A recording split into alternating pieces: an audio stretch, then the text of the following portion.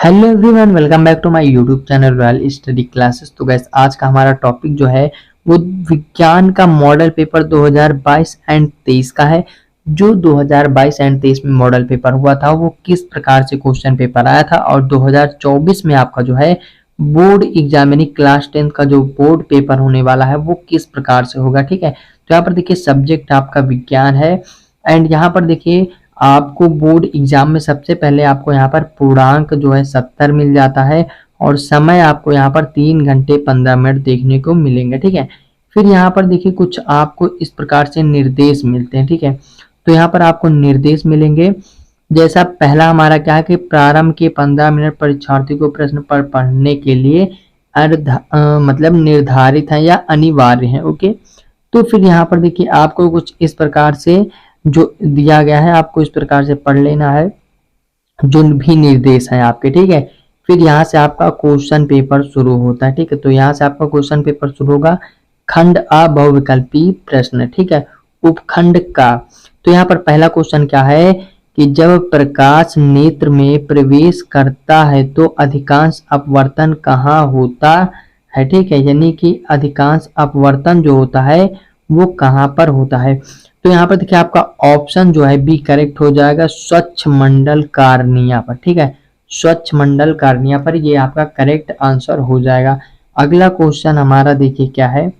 फिर यहाँ पर आपको कुछ इस प्रकार से सेकंड नंबर का क्वेश्चन मिलेगा कि निम्नलिखित में से कौन वोल्टता को निरूपित करता है। ठीक है, यानी कि निम्नलिखित में से कौन वोल्टता को निरूपित करता है। तो यहाँ पर आपका ऑप्शन ए जो है करेक्ट हो जाएगा, किया गया कार्य। ठीक है, किया गया कार्य या विद्युत धारा गुणे समय। ठीक है, तो यहाँ पर देखिए आपका ऑप्शन जो है ए करेक्ट हो जाएगा। ठीक है, ये आपका ऑप्शन ए करेक्ट हो जाएगा। अब सेकंड नंबर का क्वेश्चन हम लोग देखते हैं, यानी कि अगला क्वेश्चन हमारा क्या है। तो अगले क्वेश्चन हमारा है निम्नलिखित में से किस स्थिति में कोई अवतल दर्पण वस्तु बिंब से बड़ा प्रतिबिंब बना सकता है। ठीक है, यानी कि निम्नलिखित में से कौन सी स्थिति में, ठीक है, किस स्थिति में कोई अवतल दर्पण वस्तु बिंब से बड़ा वास्तविक प्रतिबिंब बना सकता है। तो यहाँ पर देखिए आपका ऑप्शन सी जो है करेक्ट हो जाएगा, जब वस्तु बिंब यानी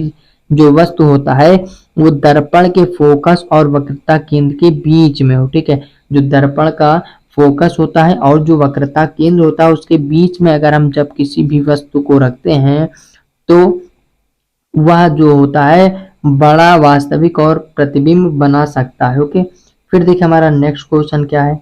अगला क्वेश्चन हमारा क्या है, नेक्स्ट क्वेश्चन है कक्षा में सबसे पीछे बेंच पर बैठा कोई विद्यार्थी श्यामपट्ट पर लिखे अक्षरों को पढ़ सकता है। ठीक है, लिखे अक्षरों को पढ़ सकता है, पाठ्य पुस्तक में लिखे अक्षरों को नहीं पढ़ पाता। ठीक है, और निम्नलिखित में से कौन सा कथन सही है। तो यहाँ पर देखिए क्या कह रहा है कि जो पीछे कक्षा में सबसे पीछे बच्चा बैठा हुआ है वो विद्यार्थी है और श्यामपट्ट पर लिखे अक्षरों को पढ़ सकता है, परंतु पुस्तक में जो अक्षर लिखे हुए हैं उनको नहीं पढ़ पाता है। तो निम्नलिखित में से कौन सा कथन सही है। तो गाइस यहाँ पर देखिए अब आपका यहाँ पर देखिए जो ऑप्शन ए है वो करेक्ट हो जाएगा, क्या कि विद्यार्थी के नेत्र का जो निकट बिंदु है उससे दूर हो गया, जो निकट बिंदु है उससे दूर हो चुका है, इसीलिए वो निकट की वस्तुओं को नहीं पढ़ पाता है। ओके, यानी उसे दूर दृष्टि दोष हुआ है। ठीक है, तो ये था आपका क्वेश्चन नंबर 4। अब देखिए 5 नंबर का जो क्वेश्चन हमारा है वो क्या है।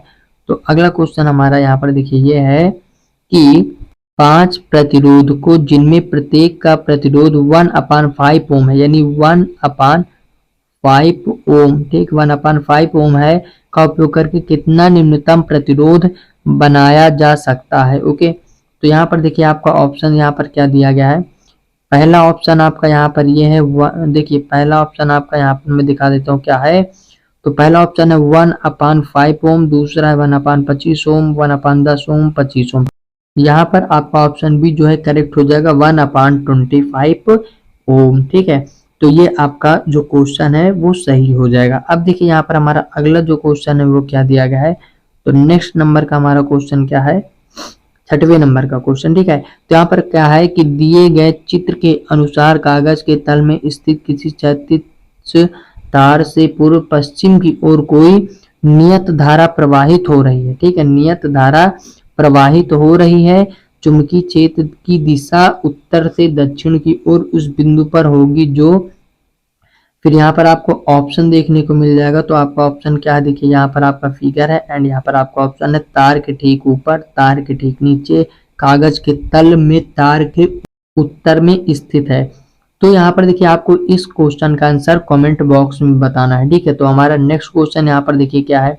अगला क्वेश्चन हमारा इसी प्रकार से हो जाता है कि निम्नलिखित में से किसके द्वारा, यानी निम्नलिखित में से किसके द्वारा अनंत पर स्थित किसी वस्तु का प्रतिबिंब अत्यधिक छोटा बनेगा, ठीक है। तो यहाँ पर आपका ऑप्शन है अवतल दर्पण, ठीक है, केवल अवतल दर्पण, दूसरा है केवल उत्तल दर्पण, केवल उत्तल लेंस। तो यहाँ पर देखिए आपका जो ऑप्शन है ए करेक्ट हो जाएगा। ऑप्शन ए क्या है कि केवल उत्तल दर्पण, सॉरी केवल अवतल दर्पण, ये आपका करेक्ट आंसर हो जाएगा, ठीक है, इस क्वेश्चन को। ओके, तो हमारा अगला देखिए क्वेश्चन क्या कहता है। नेक्स्ट क्वेश्चन हमारा है, अगला क्वेश्चन हमारा है एक मिश्र धातु मिश्र धातु, ठीक है, एक मिश्र धातु मिश्र धातु, ठीक है। तो यहाँ पर देखिए क्या हो जाएगा, आपका ऑप्शन जो है सी करेक्ट हो जाएगा, एक समबाकी मिश्रण, ठीक है, एक समांगी मिश्रण क्या आपका करेक्ट आंसर हो जाएगा। यानी कि एक मिश्र धातु जो है क्या है, एक समांगी मिश्रण है। तो ये आपका करेक्ट हो जाएगा इस क्वेश्चन का आंसर। ओके, तो देखिए हमारा नेक्स्ट क्वेश्चन क्या है।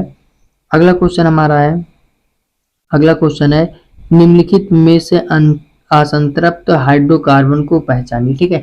तो यहाँ पर जितने भी हाइड्रोकार्बन है ये असंतृप्त है, ठीक है, ये असंतृप्त है। तो यहाँ पर देखिए 1 2 3 4 हाइड्रोकार्बन है और ये चारों असंतृप्त है। तो यहाँ पर देखिए आपको पहचानना है।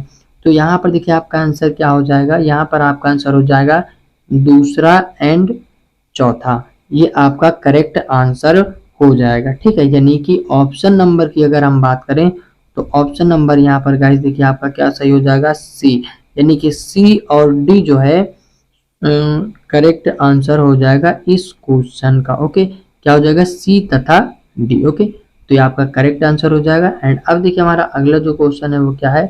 तो अगला क्वेश्चन हमारा है, यहाँ पर देखिए इसी प्रकार से आपको क्वेश्चन देखने को मिलेंगे, ठीक है। तो इस प्रकार से हम आगे बढ़ते हैं, यहाँ पर देखिए हम आगे बढ़ते हैं आगे की ओर। तो हमारा अगला क्वेश्चन देखिए, अब ये सब जितने भी हैं गाइस आपके सारे बहुविकल्पी क्वेश्चन है, ठीक है। उसके बाद हम दीर्घ उत्तरी क्वेश्चन की बात करते हैं। तो यहाँ पर शुरू होता है उपखंड गा, ठीक है, उपखंड गा, यानी कि यहाँ पर पहला क्वेश्चन हमारा क्या है कि चूने के पानी से भारी परख नली में जब मुंह द्वारा फूंका जाता है तब चूने का पानी किसकी मौजूदगी के कारण दूधिया हो जाता है, ठीक है, किसकी मौजूदगी के कारण दूधिया हो जाता है। तो ये है आपके क्वेश्चन एंड आपको बताना है ऑक्सीजन, कार्बन हाइड्राइड, नाइट्रोजन, जलवाष्प, ठीक है। तो ये सभी चीजें आपको बताना है एंड ये था आपका मॉडल पेपर। कुछ इस प्रकार से क्वेश्चन आपसे पूछे जाते हैं। तो यहाँ पर देखिए कुल टोटल यहाँ पर कितने क्वेश्चन हैं, यहाँ पर आपसे टोटल कितने क्वेश्चन पूछे गए हैं। यहाँ पर देखिए आपके टोटल 20 क्वेश्चन एमसीक्यू में से पूछे जा चुके हैं एंड फिर आपका उपखंड जो है बाका उपखंड का आता है, ठीक है, जिसमें से आपके 5 क्वेश्चन पूछे गए हैं, ठीक है, 5 6 7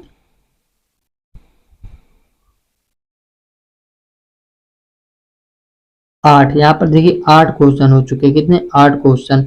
एंड उसके बाद यहाँ पर देखिए 9 10 11 क्वेश्चन है, ठीक है। तो ये थे आज के आपके कुछ मोस्ट इंपॉर्टेंट क्वेश्चन एमसीक्यू के जो मैंने करवा दिए एंड आप लोग देख सकते हैं आपका बोर्ड एग्जाम का जो पेपर है वो कुछ इसी प्रकार से होता है। ओके, तो आई होप गाइस कि आपको अच्छी तरीके से समझ में आ गया होगा और अगर आपको ये वीडियो अच्छी लगी तो इस वीडियो को एक लाइक कर दें एंड हमारे चैनल से जुड़ने के लिए इस चैनल को सब्सक्राइब जरूर करें। हम मिलेंगे एक नए वीडियो में नए टॉपिक के साथ, तब तक के लिए टेक केयर, बाय बाय।